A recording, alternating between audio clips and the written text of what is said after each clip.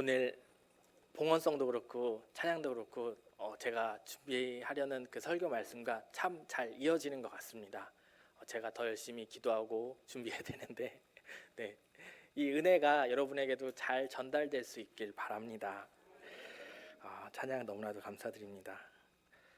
여러분 혹시 죽음에 대해서 생각해 보신 적 있으신가요? 사람이라면 누구나 한 번 이상은 다 죽음에 대해서 생각을 해봅니다. 왜냐하면 내가 겪어보지 못한 일이고 겪을 수 없는 일이기 때문입니다. 그리고 겪으면 더 이상 남에게 더 이상 해줄 수 없는 행위가 바로 죽음이죠. 그래서 우리는 죽은 사람의 경험은 결코 들어볼 수 없습니다.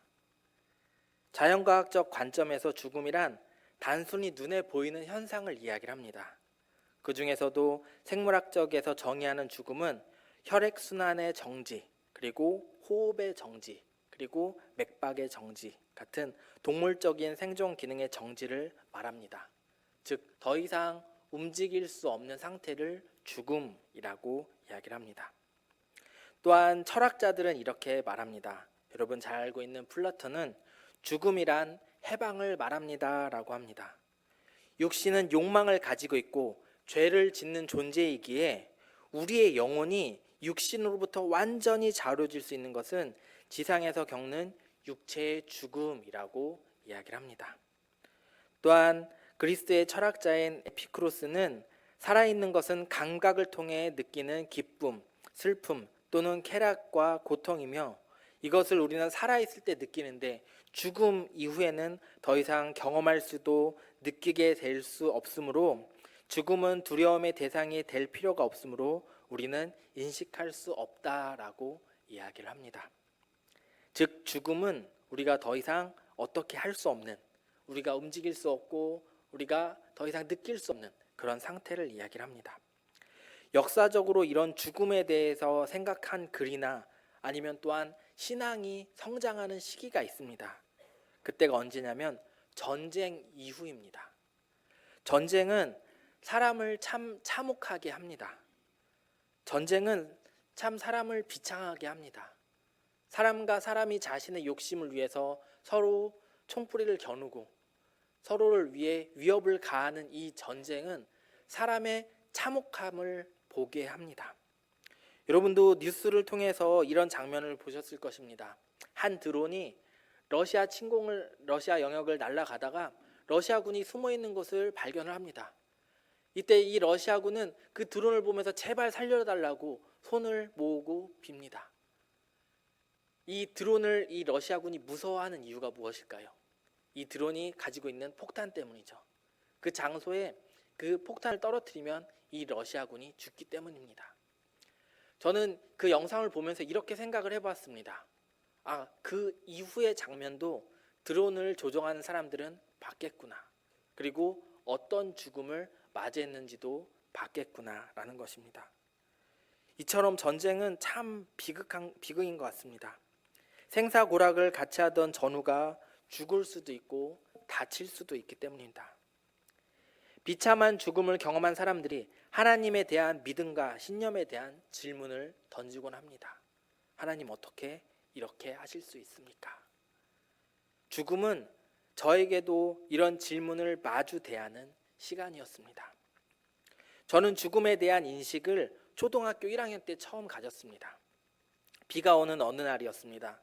아침에 학교를 우산을 쓰고 걸어가고 있었습니다. 학교를 가려면 조그마한 언덕을 넘어가야 되는데 그날 비가 와서 그런지 많은 학생들이 그 언덕을 천천히 걸어가고 있었습니다. 마치 차량 정체가 많은 트래픽 잼에 걸린 것처럼 학생들이 이렇게 쑥쑥 지나가야 되는데 천천히 그 길을 걸어가고 있더라고요. 그래서 저도 그 행렬을 우산을 들고 따라가고 있었습니다.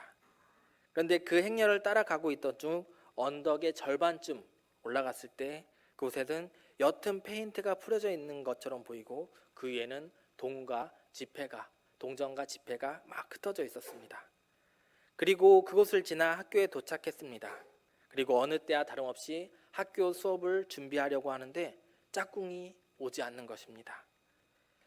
며칠이 지난지 학교에 도착했는데 짝꿍 책상 위에 꽃다발 하나가 놓여져 있고 어떤 아저씨가 그 책상에 앉아서 어흥엉 울고 있었습니다.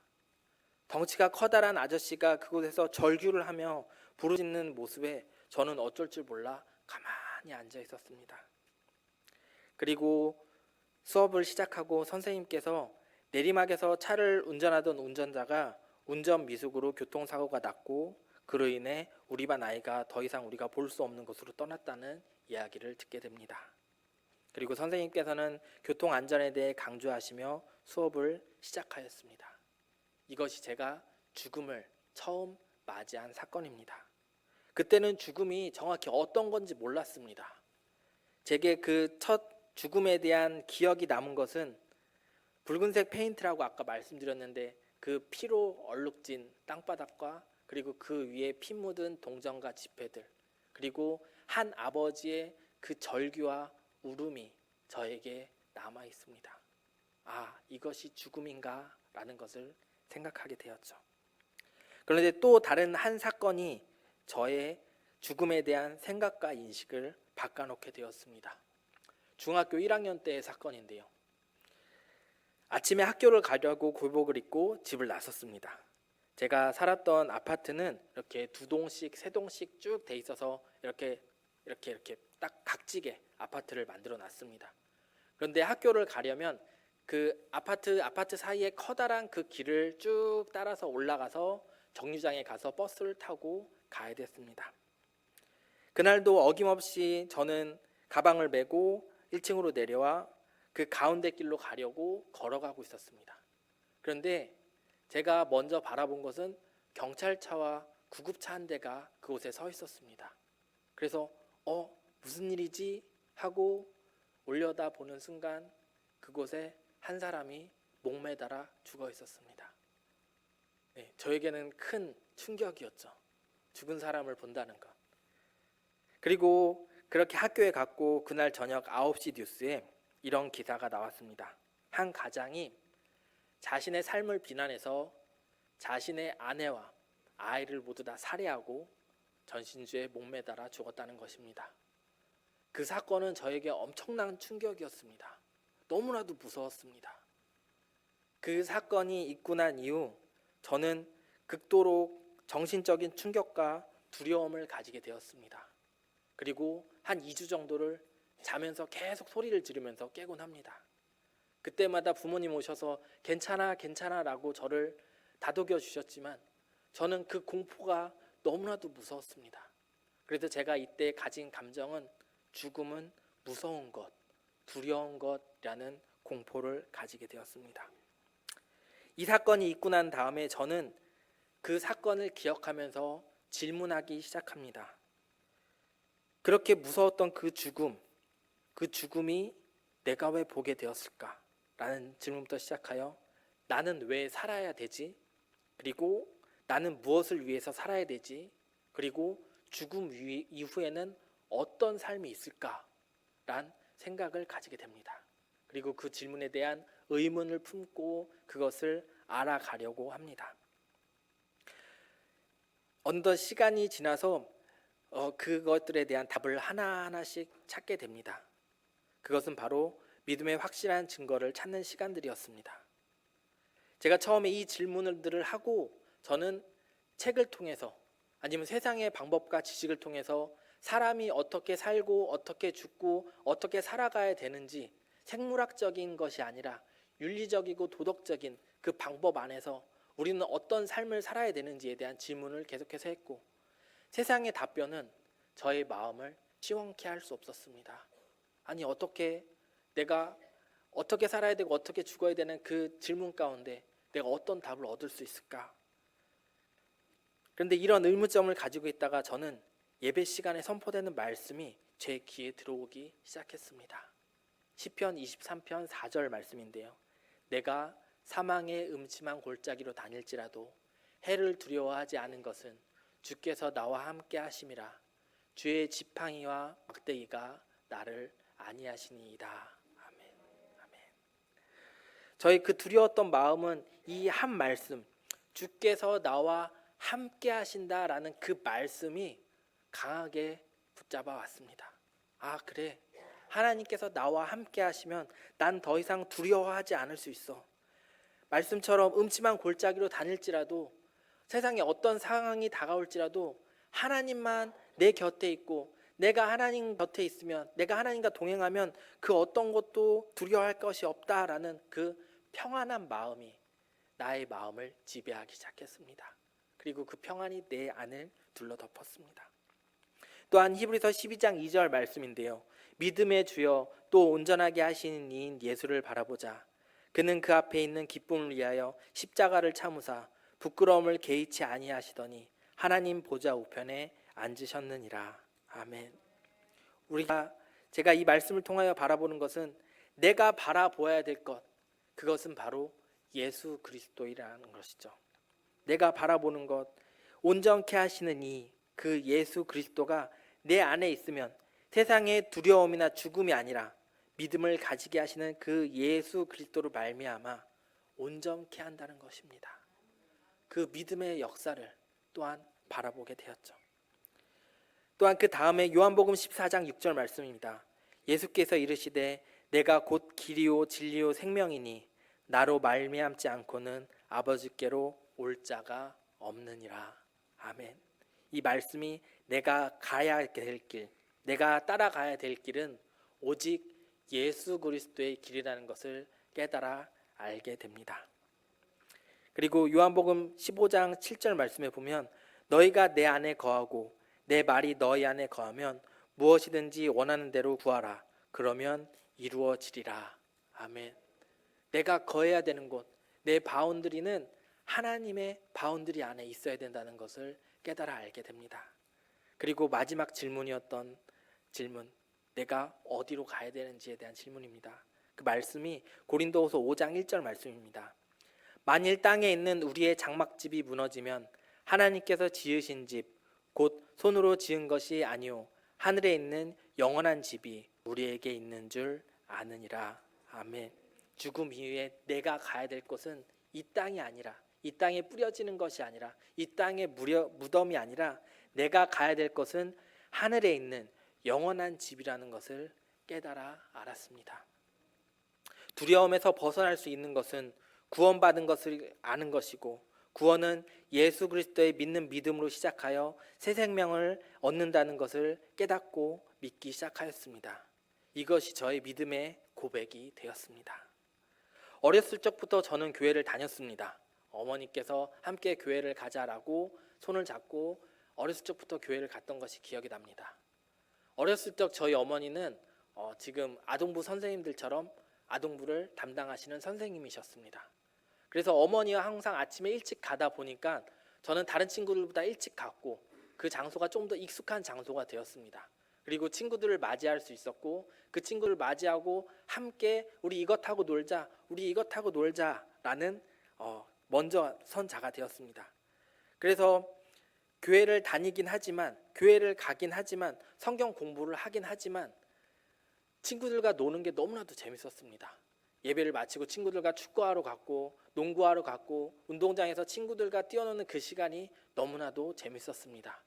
그리고 때로는 선생님들이 예배 후에 친구들과 함께 손을 잡고 나가서 즉석 떡볶이를 사주는 게 그렇게 맛있었습니다.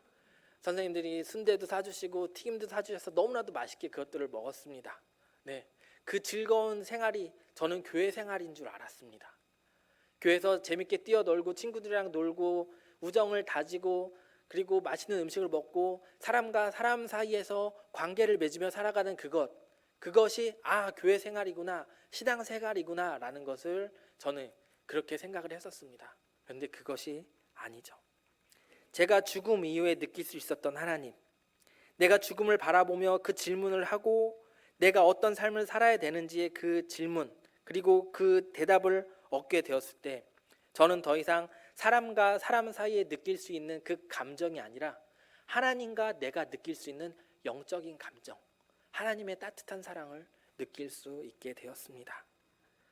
그 이후로 내 안에 계신 하나님께서 나를 향한 확신과 믿음과 구원을 갖게 해주셨습니다. 구원은 내가 믿는 것입니다. 내 친구가, 내 아버지가, 내 어머니가, 우리 친척이 아니면 내 삼촌이 누구라서 이것이 아니라 내가 하나님 앞에서 믿음을 가질 때 우리는 이 믿음의 확신에 들어갈 수 있는 것입니다. 모세가 떨기나무 앞에서 하나님과 1대1의 시간을 가지고 하나님과의 관계 안에서 어떤 삶을 살아야 되고 하나님께서 모세를 통하여 준 십계명을 통하여 이스라엘 민족이 하나님 앞에서 가나안 땅으로 온전히 갈 수 있었던 그 시간들처럼 우리는 하나님의 떨기나무 앞으로 나아가야 됩니다. 하나님과 1대1의 그 깊은 시간을 통하여 하나님, 나를 구원해 주신 하나님을 내가 믿습니다.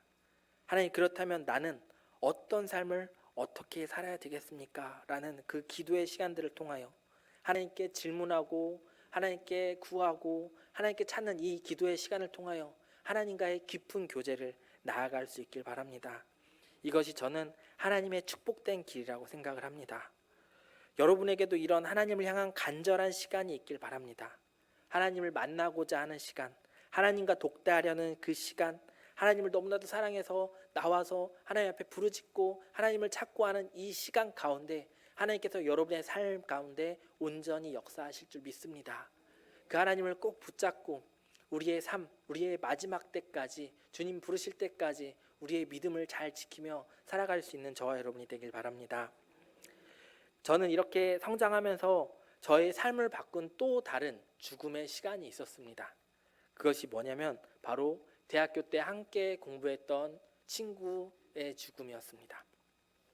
대학교 때 나이는 하나 많지만 같은 수업을 들었던 믿음의 친구가 있었습니다.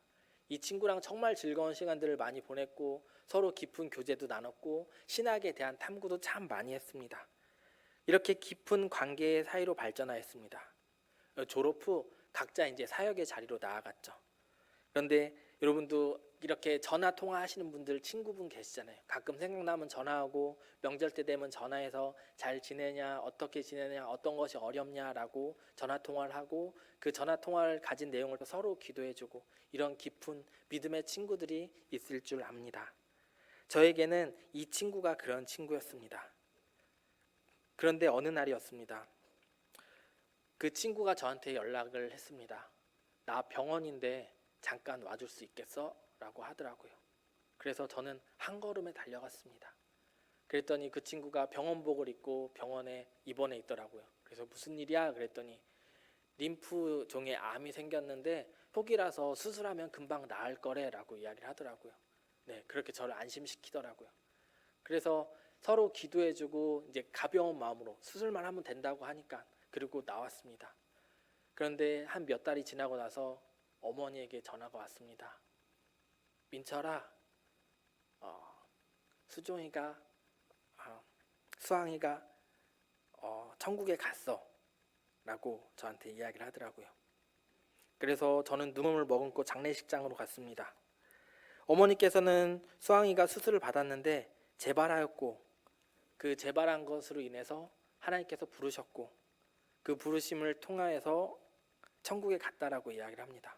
그때 나이가 28살이었습니다. 아직 30도 안 된 나이에 하나님께서 부르심을 먼저 받고 간 그 모습이 저에게는 너무나도 불합리해 보였습니다. 그리고 하나님께 따지듯이 기도했습니다. 하나님, 어떻게 이렇게 하실 수 있습니까? 하나님, 정말 하나님의 일을 하겠다고 나선 사람이고 하나님의 일들을 잘 감당하던 사람인데 하나님 같이 그렇게 공부하고 막역히 지내던 사람인데 어떻게 하나님께서 먼저 불러가실 수 있겠습니까? 라고 하나님께 따지듯이 기도했습니다. 하나님, 이건 아니지 않나요? 하나님, 이렇게 하면 안 되잖아요. 그렇게 깊이 기도하던 중 하나님께서 성령님을 통하여 제 마음에 이런 마음을 주셨습니다. 이 일을 보게 하신 것도 하나님이시고 이 일을 통하여 일하실 분도 하나님이시라는 거죠. 그러면서 하나님, 그럼 제가 어떻게 해야 되겠습니까? 라고 그 앞에 하나님 앞에 머물며 기도하고 있었습니다. 그때 하나님께서 또 이렇게 말씀하시는 것 같았어요.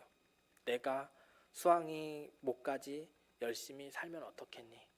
이 친구는 이렇게 짧은 삶을 살고 갔지만 그 이후의 삶을 내가 생각하면서 너가 더 열심히 헌신하면서 복음을 전하면서 사는 거는 어떻겠니? 라는 그 음성을 듣는 것 같았습니다.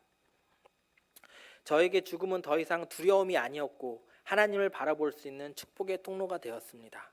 그리고 죽음 위에 천국에 갈 수 있다면 믿음의 확신을 통하여 죽음이 더 이상 두려운 존재가 아니었습니다.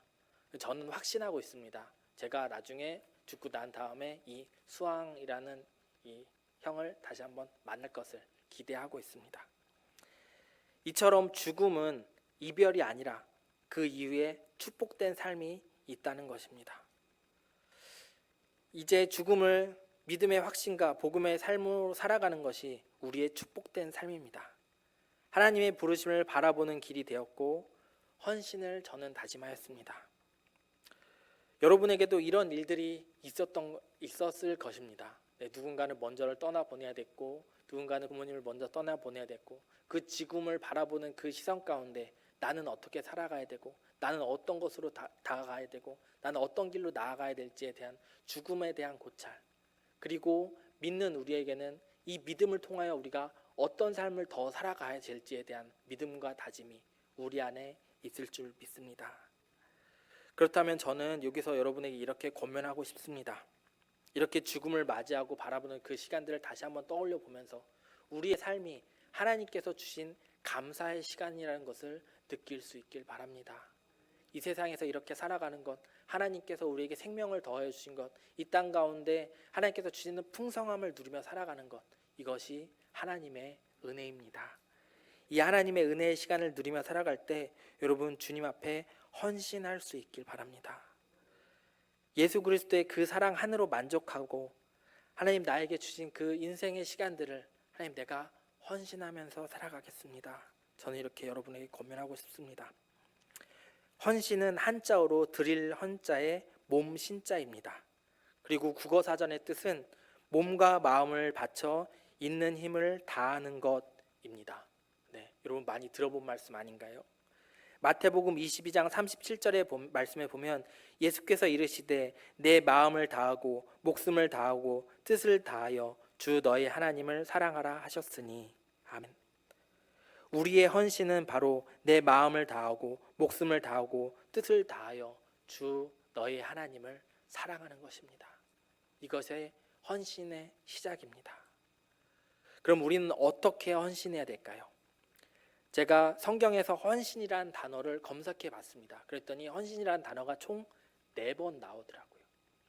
이 4번이 출애굽기 32장 29절, 사사기 5장 2절, 사사기 5장 9절, 시편 110편 3편에서 이렇게 4번이라는 헌신이 단어가 나옵니다.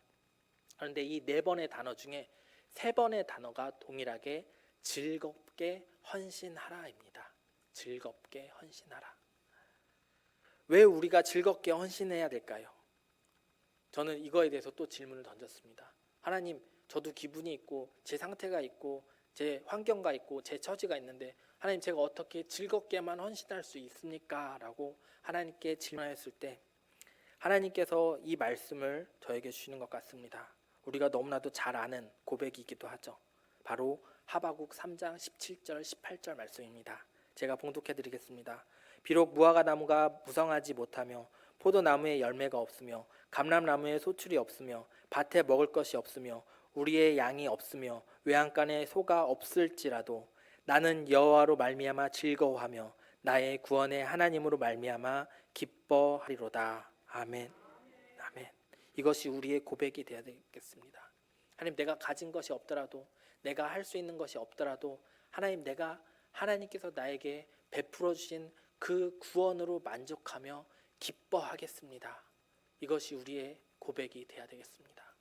그렇다면 우리가 헌신할 수 있는 이유, 내가 가진 것이 없더라도, 내가 할 수 있는 것이 없더라도 하나님의 그 부르심에 나아가야 되는 이유는 하나님께서 나를 구원하셨기 때문입니다. 이것은 세상의 그 어느 것과도 바꿀 수 없는 것입니다. 이 구원의 하나님으로 인하여 기뻐하는 것, 이것이 나의 기쁨, 우리의 기쁨이 될 수 있어야 합니다. 그래서 저는 여러분에게 이렇게 권면하고 싶습니다. 삶 속에서 믿음의 삶을 살아갈 때 헌신할 수 있길 바랍니다.